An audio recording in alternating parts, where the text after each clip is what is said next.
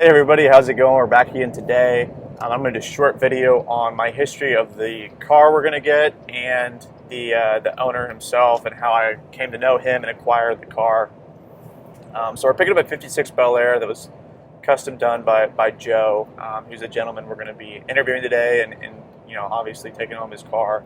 But I wanted to share my story with Joe and the kind of person Joe is and how I came to be the person I am today as far as cars go. So when I was a kid, I joined our local car club. I had a 1975 Falcon, which I'll probably do some videos on down the road just to kind of show where it's at. But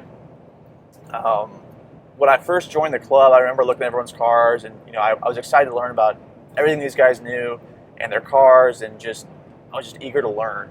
And I remember when I first walked down the line of cars, Joe's car stood out to me in a special way. It wasn't the shiniest car there. It wasn't anything like that. It was the level of detail that Joe had put into the car and his taste and the things he did to the car. And I think that when I show off the car, you'll see what I'm talking about. It kind of speaks for itself. But anyway, from that first moment, I knew that this is the level of detail that I want to do. This is what I want to do with cars. I want to have this level of craftsmanship. And to be honest with you guys, I'll never hit that, in my opinion. And I think you'll see from my videos, I'm very amateur. I do this for fun. I'm not going to have the years of experience that Joe had.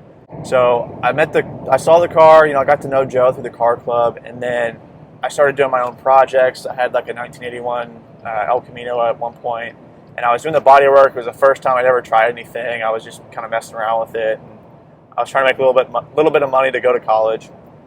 So anyway, I was like, Joe, your car looks fantastic. How'd you do it? How do you do it? And Joe would come to my shop and show me little tips and tricks from his days back in the auto body world.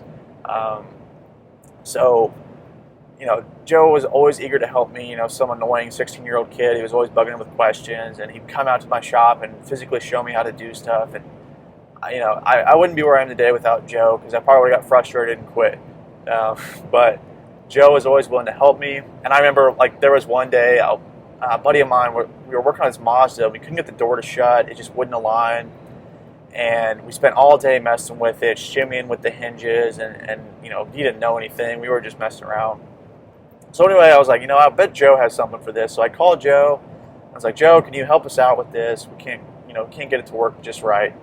And he's like, sure, I'll come out there. So he comes out there and he brings a shop rag, and he sticks it in the hinge, shuts the door, and it bends the door hinge just enough to where the door aligns and it shuts perfectly. I think it took him 30 seconds, and we'd been out there all day.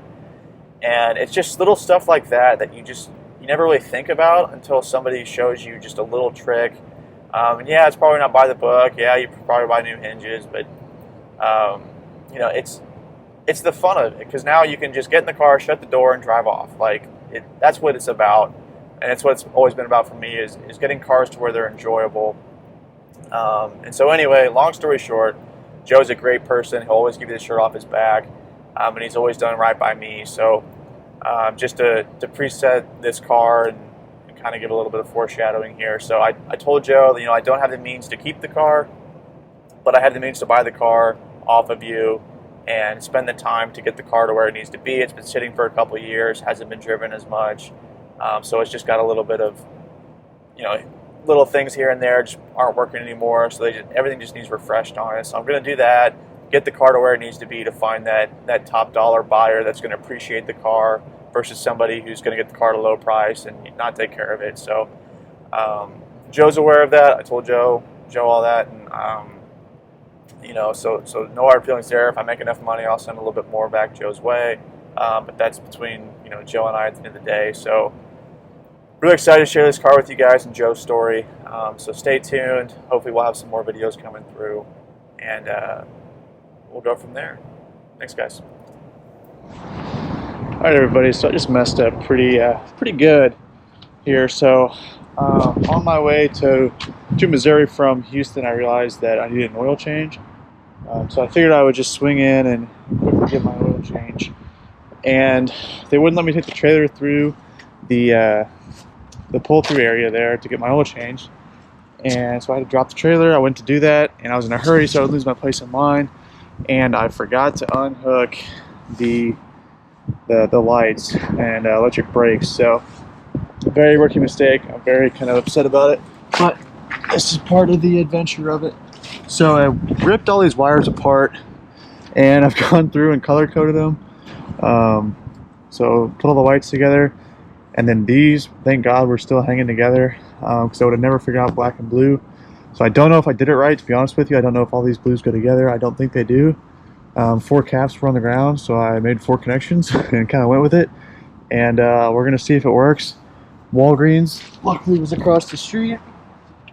I'll see it there, and they had electrical tape to fight against all odds. So we're gonna see if this works.